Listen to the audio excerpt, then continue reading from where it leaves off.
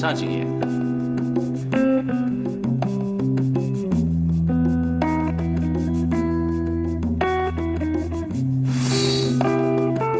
好，搬椅子的都快点！哎，那边那小伙子，你别叠东西了，来把这音箱给我搬出去。在这儿支2个音箱像什么呀？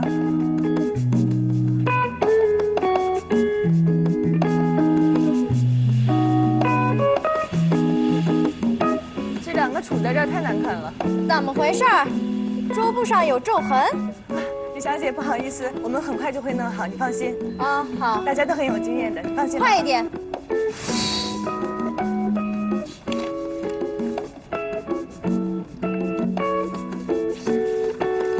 我们招的是新人，你工作时间太长，可塑性太差。后来还挺好的哈。我觉得这个柜子长短大小都挺合适的，色彩也跟你们家产品比较协调。你还有什么问题吗？你继续做的时候，他可能考虑的不够周全，因为有新的产品上来嘛，他没有共同点的。哦，那我调整一下。喂，这家客户特别挑剔，柜子非要精确到毫米，我都建议他们用螺旋铁为宜了。你那边怎么样啊？那帮做人力资源的太官僚目不识珠，我愤怒的灵魂差一点飞过去把他们头给踢爆了。我刚才跟一个猎头谈过，他在电话里面答应我会给我一个好的职位。别着急，慢慢来，我爱你。我也是。拜拜。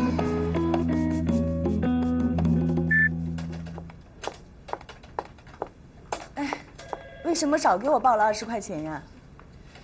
你有张20的打车票是双休日的，按照规定，双休日的票一律不报销。可那天我是为了公事啊。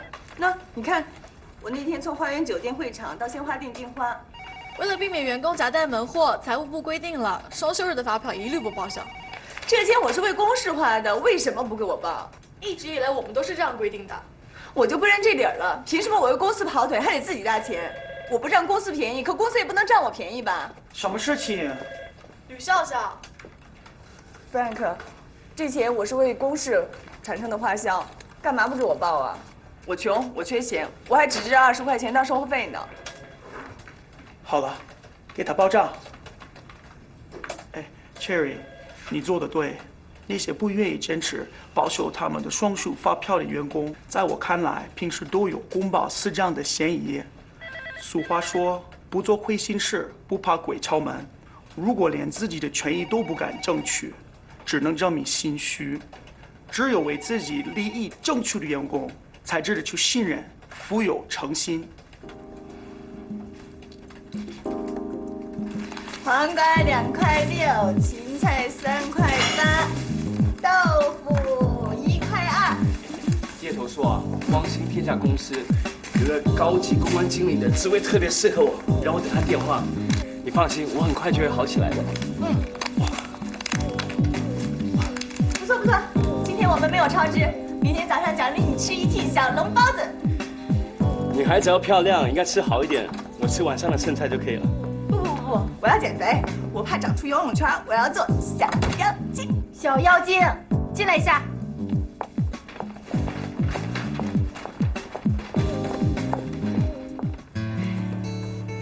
这件衣服呢，买小了，给你吧。还有这件也有点小，都给你吧，便宜你这死丫头。还有这个包，我也没什么配它的，你就偷着乐吧。这个吃饭时候点多了，我现在啊实在吃不下了。你从小送我礼物都这么凶巴巴的，谁让我是你姐呢？有姐真好。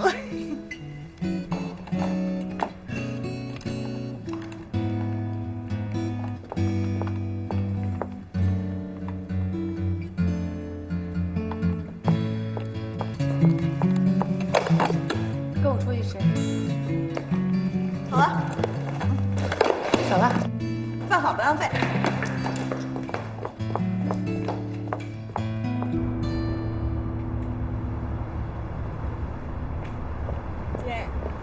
你要带我去哪儿啊？一会儿你就知道。嗨，林阳。佳丽。哎，这个是我的大学同学林阳，我表妹吕笑笑。你好。上车吧。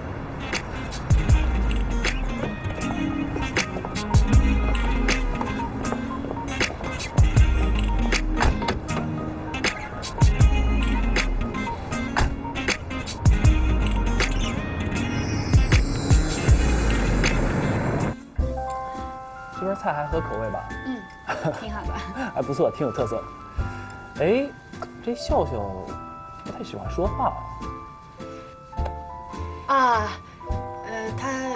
他可能饿了。饿了，饿了就多吃点。不好意思啊。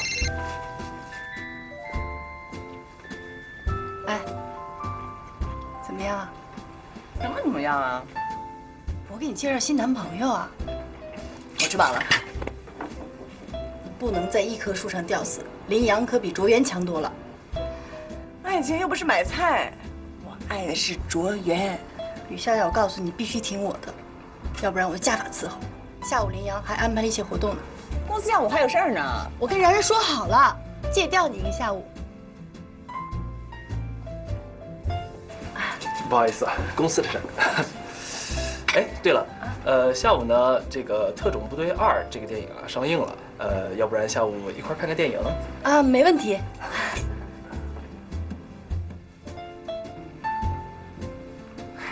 来，救我！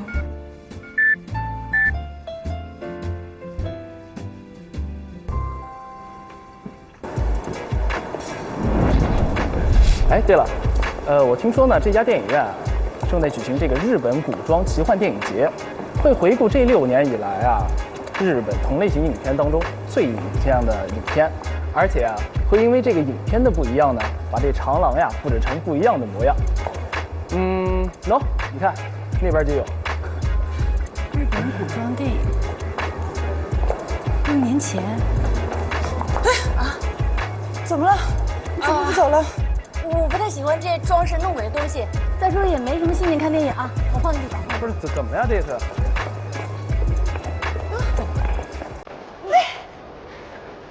来了，来介绍一下，这是我男朋友。卓源，林阳，这是我的名片。你是光兴天下公社高级公关经理，刚刚跳槽过去，大家都是公关圈的人，以后多多关照。高兴认识。哎，吕笑笑，拜拜。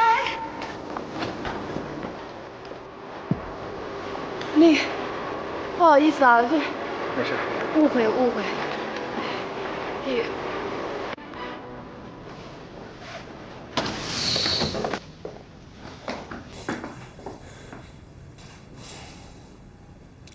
光兴天下公司的高级公安经理，已经有人了。很正常啊。那你还叫我等？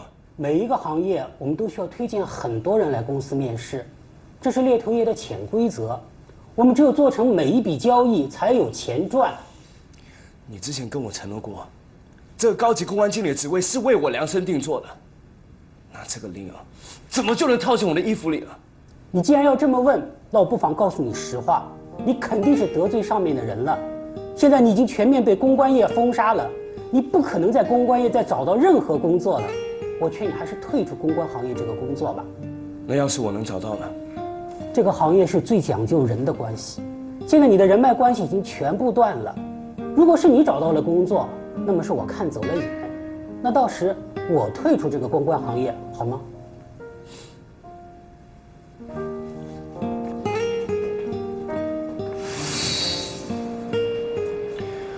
我叫袁岳，毕业于北京大学。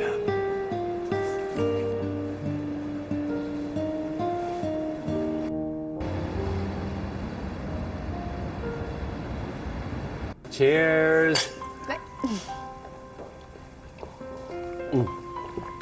他们问我，现在大部分人都是快速阅读，广告如果不能吸引人的眼球怎么办？我说，如果一个人在忙的时候，他当然不会看广告了。但如果一个人他闲得没事做，而刚好有广告，他是肯定一个字都不会漏的。他们叫我举例，我就说，比如在理发厅的时候，或者现在在餐厅等上菜的时候。于是呢，我就立刻写了一个企划书。我看那 HR 的样子很满意，还叫我回来等消息呢。真的，太好了，我们一定要好好庆祝一下。服务员，再拿2杯白开水。一会儿啊，维也纳交响乐团在这儿演奏，我们可以边喝水边听。这顿算我请你的啊。好，那听完演奏之后，我请你去吃自助餐。自助餐太贵了吧？不是还没有录取你吗？哎呀，放心了，跟着我卓大爷，没事的。干杯！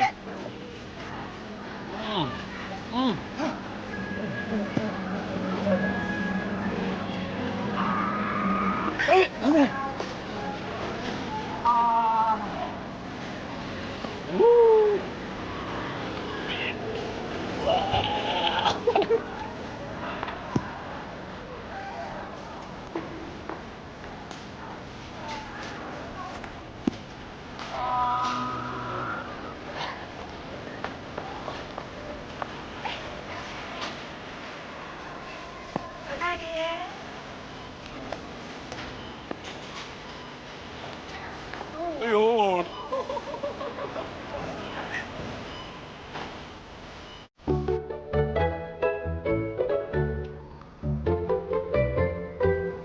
机哪儿去了？喂，清洁工，看到手机了吗？没有。 1个月的约定马上就要到期了。你放心，我马上就要上。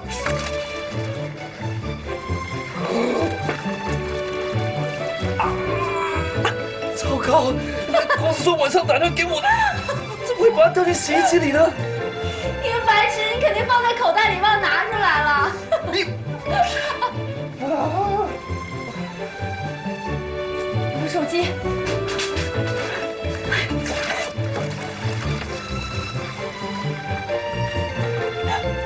我怎么也落在衣服口袋里了？晚上何老师要找我研究工作呢。你还说我呢？哎，等一下！公司要求员工最好是单身，这样才可以投入更多的精力在工作当中。为了得到这份工作，我只好骗他们说我是单身，所以不要让他们听到是个女孩子接电话。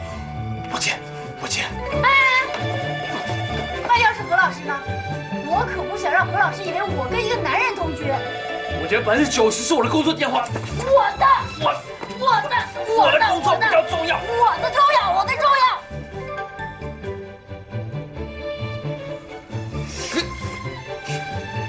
我的房子我做主。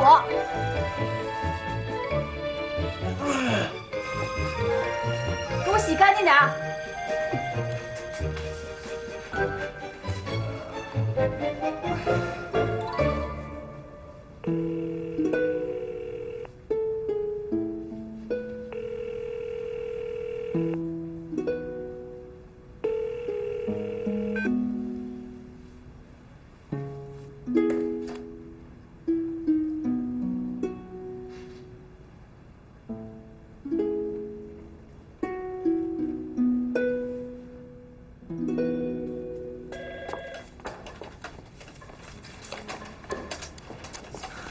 怎么了你？发工资了还不开心？本来有3000块钱，结果被他们扣了一大堆我从来都没听说过的保险和税，现在只剩下1286了。这你就不知道了吧？咱们公司的财务部每天都想着怎么给咱们下圈套，圈来圈去呢，就圈出了公关界的纳税大户。纳税大户可是有奖励的，所以啊，这就是他们为什么拼命扣咱们钱的原因。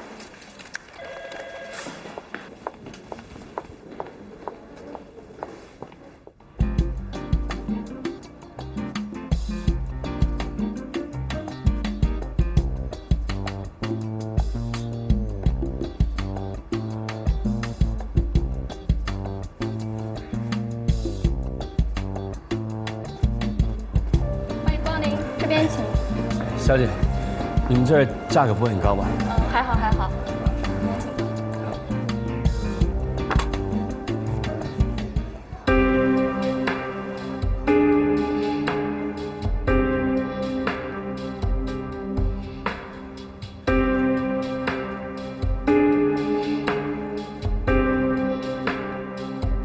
你们抄袭我的创意，为什么不通知我？你有什么证据说我们采用了你的创意？美发店都张贴广告了，要不要把那广告撕下扔到你面前啊？美发店贴广告，那是我们手机创意的点子，跟你有什么关系？打着招聘的旗号，抄袭应聘者的点子，你们这群垃圾啊！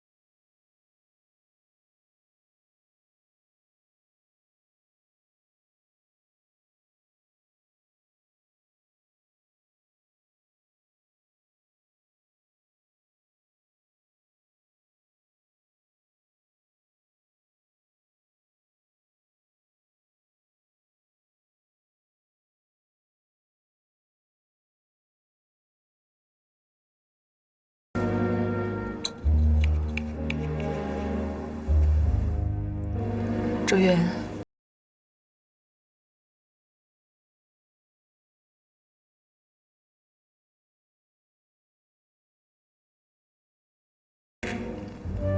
我变了，我变现实了，因为我要对你负责任。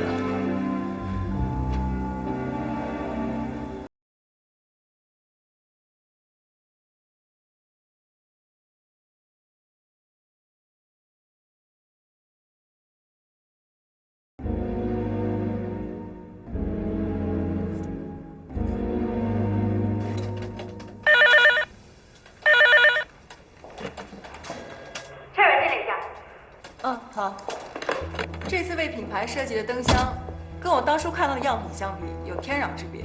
品牌老总巡店的时候看到了，非常的不满意，电话打到了客户部，客户部又转到我这儿。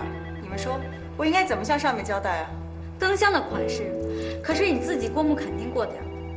至于材质，我也提醒过你，你说预算就这么多，我们也是什么米做什么饭，只能尽最大努力了。不错，样式是我定的。可是做工太粗糙，连铆钉都没有钉完。我想问问你们，当初是怎么收货的？我当时在外面，货是你收的吧？你是怎么做事情的？我不在你就出乱子，怎么教你都教不会。然然怎么会这样？这货明明是你让我收的，我记得当时掉下来一颗钉子，我还提醒你，你说不管，把它装回去就完了。我说的是如果没有太大问题你就收下来，你有没有脑子？可是当时明明什么？你现在还不赶快出去给供应商打电话，让他马上来见我！不行，这事儿必须说清楚。我吕笑笑不会给任何人背黑锅。出去！然然，我一直把你当朋友，你却这么冤枉我，你不觉得太过分了吗？我怎么过分了？你不觉得过分吗？你。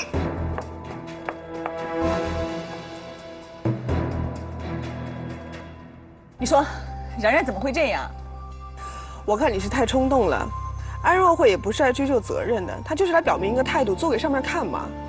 正因为冉冉知道，才把你推出去的，这样给对方一个台阶下，这事不就了了吗？你看你，跟个炮筒似的，人家还没点呢，自己蹦起来了。我就受不了别人冤枉我。不是冤枉你，是公司政治。下属是来做什么的？就是给上司当挡箭牌的呀。你不是就挨了点骂吗？有那么受不了吗？我告诉你，骂你才是把你当心腹，成天对你嬉皮笑脸、客客气气的，还指不定葫芦里卖什么药。可我当时也没拿你当挡箭牌呀。你可以拿我们当挡箭牌啊，但是你不用，过期作废。一想到有人要拿我当替罪羊，我就特别受不了。嗨，两位美女。影子，要不要一起喝点什么？不了，朱丽突然想吃沙拉，我上来给她买一份。她在下面等着我呢。拜拜，拜拜。服务员，冰水。我就眼睁睁看着你把滚烫的咖啡含在嘴里半分钟，爽吗？好烫，都起泡。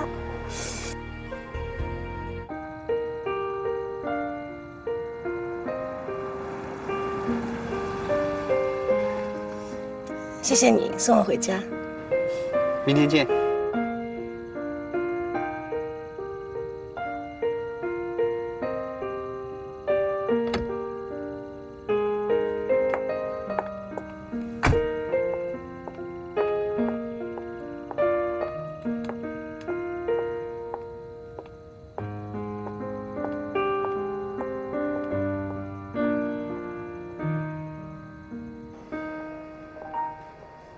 报告任经理，灯箱问题已经解决。小柔同学已经教育过我，知道你的用心良苦了。在这儿给你赔礼道歉还不行吗？今天啊，今天不行，我等下约了卓渊一起看电影，改天一定请。好了，不跟你说了，我要去排队买票了，拜拜。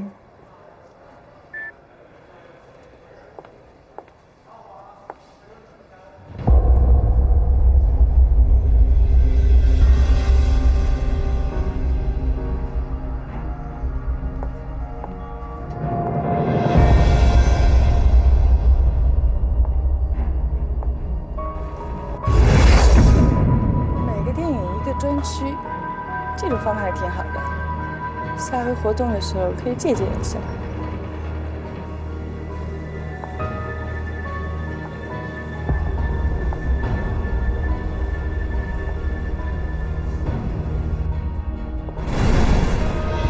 夏贺忍法体，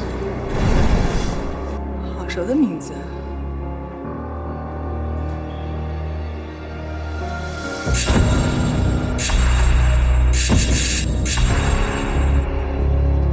为什么这么眼熟？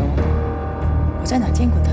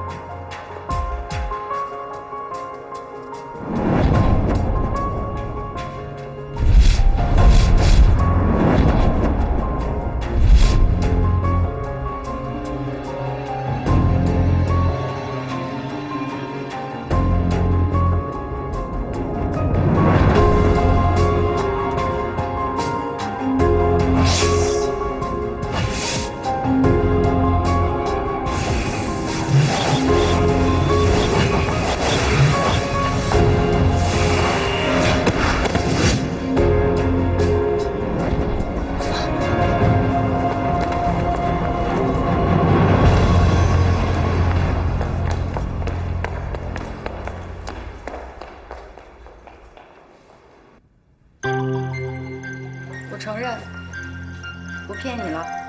2004年8月17号那天，咱俩是去的看的电影《甲贺忍法帖》，而且一直在一起。那之后我们都做什么了？还有那个蜡像是怎么回事啊？你真想不起来了。吕笑笑，你不是想隐瞒什么吧？隐瞒？我有什么好隐瞒的？你能隐瞒的事儿太多了，我都不敢想。别逗我们了，透露透露吧。卓大爷，你要想好了，听还是不听？你会听到一个完全不一样的吕笑笑。姐，你快说吧。好，我给你们讲讲。他小的时候特别喜欢跟几个小朋友呢，在外面打着手电讲鬼的故事。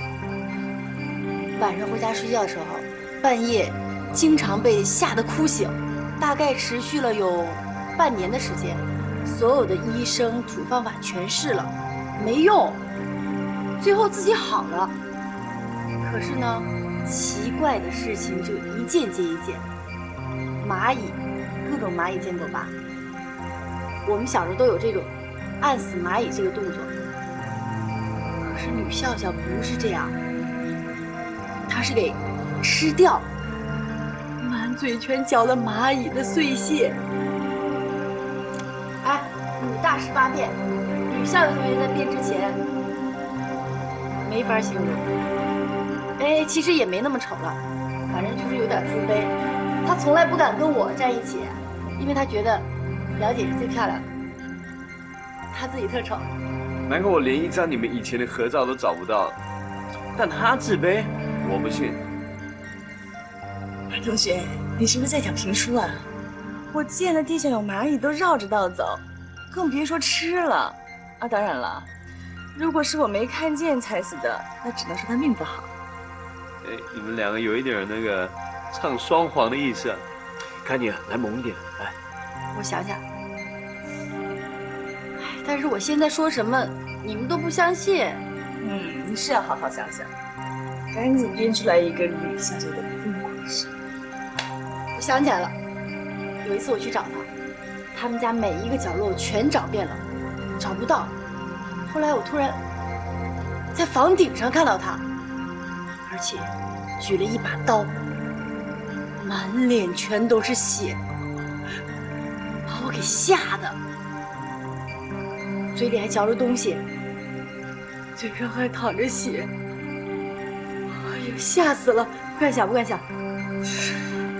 不会吧？都成吸血鬼了？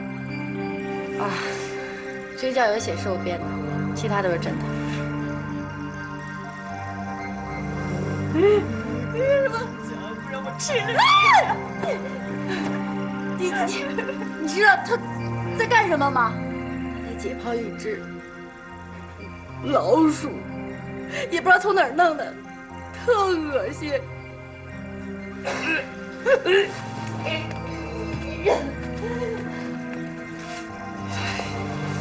你看，你看，我鸡皮疙瘩都起来了。没想到你还好这个口哎，那以后我得小心点。如果哪一天我神不知鬼不觉被你解剖，对，你最好离我远点。哎呀，解剖老鼠，我见了老鼠就害怕，还解剖。他说什么我完全想不起来，一点印象都没。那有些事情呢，你真的忘了，怎么想都想不起来的，除非有引导。可是又有一些事情呢，是你怎么忘都忘不掉的，就像我卓大爷，你是不可能忘记的。忘了你还不容易。唉，你说我姐姐是不是得了妄想症，净说些不着调的话？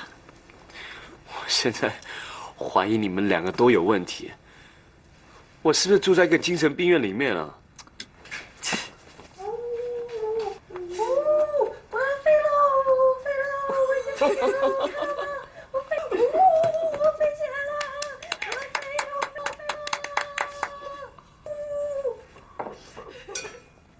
有那么可笑吗？我告诉你，这就是我这250的妹妹干的事儿。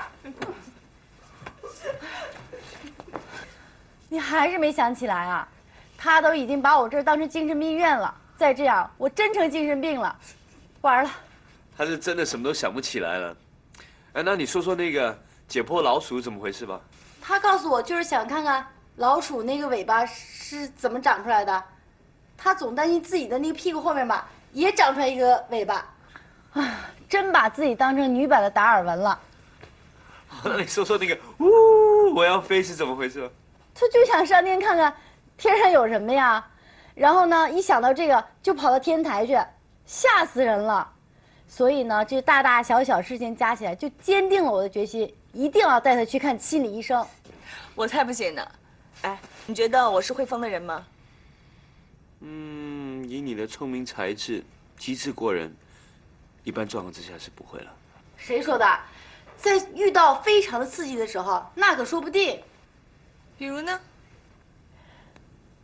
比如从一个执行创意总监到一个小职员的心理落差，根不可能，我根本不想当什么执行创意总监。哎，马嘉丽同学，虽然你很努力地想出了很多恐怖故事，但是我完全不能够相信。你说我受过刺激，得过妄想症，看过心理医生，那好，你把心理医生给我找出来，我们当面对质。好。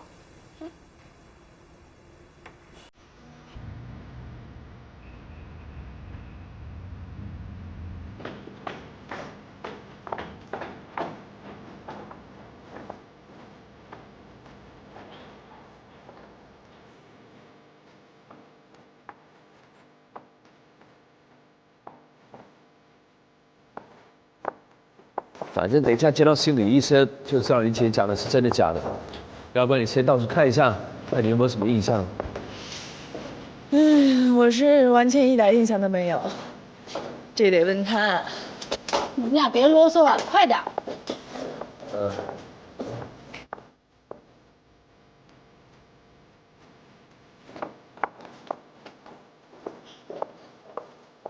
表姐，楼下指示牌都写了，这层根本没有你说的那个心理门诊。可是我记得就是这儿。你看我一点都不记得。哎，护士小姐，麻烦问一下，心理门诊是在这层吗？心理门诊啊，你们没前去挂号台问一下吗？我们这儿的心理门诊已经取消3、4年了。啊，我们来得及就直接上来了。那能不能问一下，之前的心理门诊是不是有个姓黄的医生，个子很高很瘦？怎么了？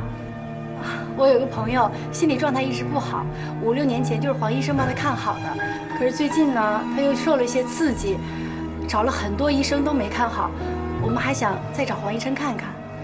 黄医生，我还真没听说过。哎，等一下，你说的那个医生是不是说话带点南方口音，而且还戴了副眼镜儿？对，就是他。那你说的应该是老王，那可是我们原来医院心理科首席专家呢。对对对，当年我们是托了朋友才排到他的号的。那他现在在哪儿啊？具体的我也不是太了解。不过我记得去年医院元旦晚会的时候他还来过的。他好像是在一家私人心理诊所上班。那个地方不远，我想想啊，这样吧，我把地址写给你，你跟我过来一下。那太好了。好。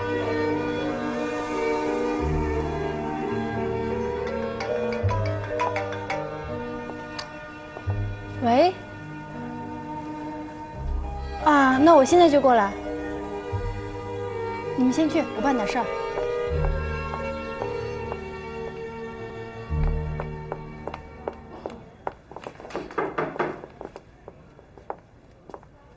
你来啦？你好像知道我要来。不是，这只是我的习惯罢了。来，请坐。那您认识我吗？当然认识了，离家旅行。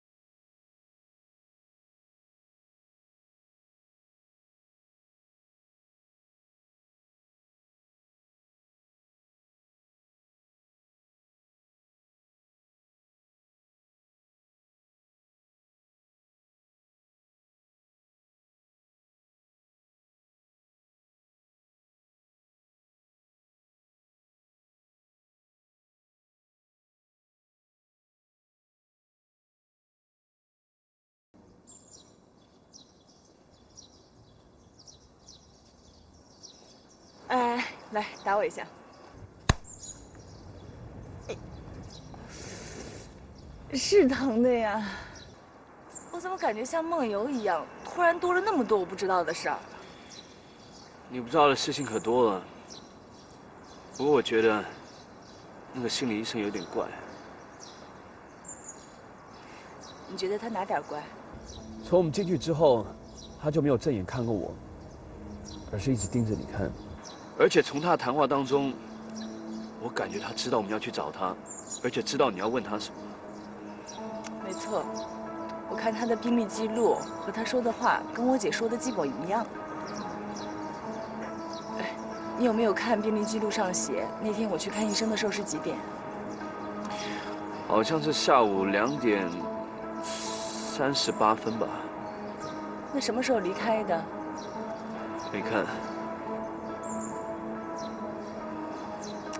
不行，我觉得我们还得再去看一看，再了解一下当时的情况。走。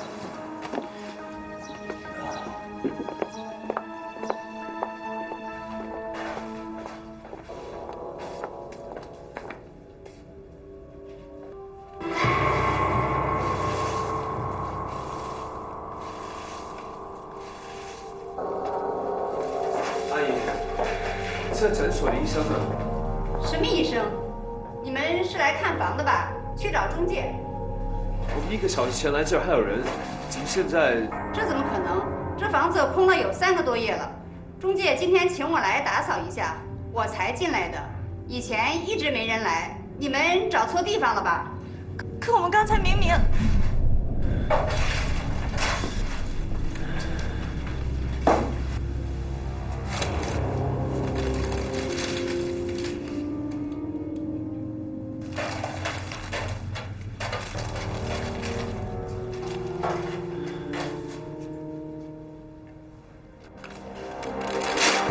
我的直觉告诉我，我们被耍了。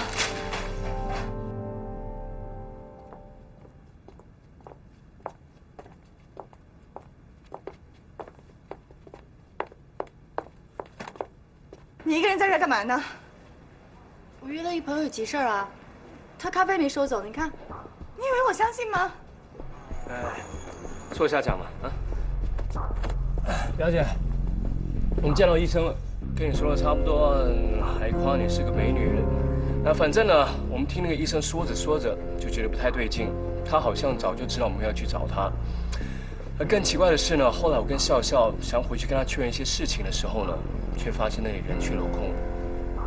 但这也就算了，最吓人的是，那保洁阿姨竟然跟我们说，那个地方已经3个多月没有人住用了。你说，是不是活见鬼了？姐，你跟我说句实话，你是不是在逗我玩呢？我逗你玩？你都多大的人了？再说我哪有那闲工夫啊？说你有妄想症，你还不信？昨天你一个劲儿给我编故事，编得前不着村后不着店的。行，我勉强相信。今天你又带我去看心理医生，结果刚一到那儿，你接了一个电话说有事儿走了。现在好，一个人坐在这儿喝咖啡。我看你不是没功夫，是功夫大了。你跟他们合起伙来骗我，给我演戏。啊，你骗我也就算了，你还把他给扯上。他不就在你家客厅里住了几天吗？你至于这样吗？笑笑，对，为什么要扯上卓越？我也想知道。我现在能知道，我全告诉你了，可是你还是想不起来。我看你是最近压力太大了，妄想症前兆。你是我妹妹，我凭什么要骗你呢？我之前一直不说，我怕你受刺激。再说你也没问过我，我一直关注你，从你进琅琊开始，还是一样的聪明。可是我真的担心你再做出什么吓人的事儿来。行，我不想听你说这些了。我不是不相信你，是你自己都说不清楚啊。我问你心理医生有什么特征，你说你记不住了。我问你我在那待了有多长时间，你说你忘了。你让我怎么相信你？我怎么相信你？哎，笑笑，别动我，别动我！什么这个手那个手，看不见摸不见的手都在控制我，你也想跟他们一样控制我，骗我，对不对？神经。